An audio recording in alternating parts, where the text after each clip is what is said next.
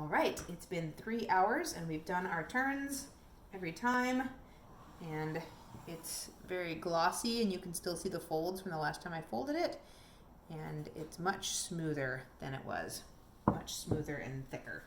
All right, so the next step is called the bench rest, and we're basically gonna flip it out on the counter, cut it into its 2 loaves, and then leave it to relax one more time. So that's not gonna take much time at all. Should get your, if you have the dough scraper, the little plastic guy, this is a good time to use that. And if it's wet, it won't stick as badly. So we're just going to scrape this out. Now from here on out, every time we handle the dough, our goal is to not crush or smush out the bubbles. So we want to try and just handle it by the edges and leave it in a nice whole blob. And notice I did not flour the counter. That's intentional. We don't want to get any more flour in it than we have to either. That's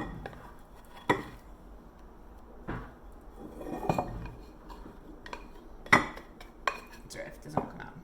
Okay, now we're going to cut this in half, and this has a curved side and a straight side, so you can just flip it over to the straight side.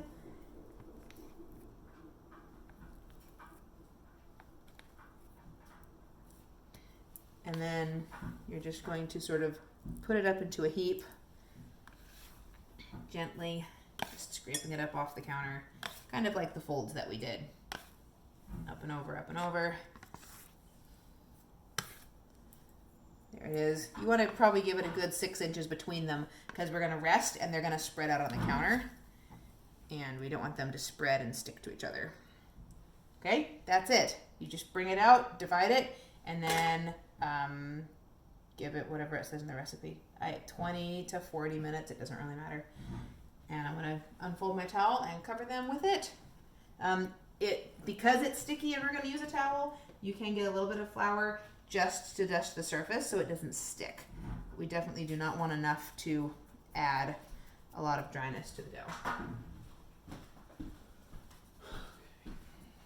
All right, so I'm gonna give it 20 minutes and we'll be back.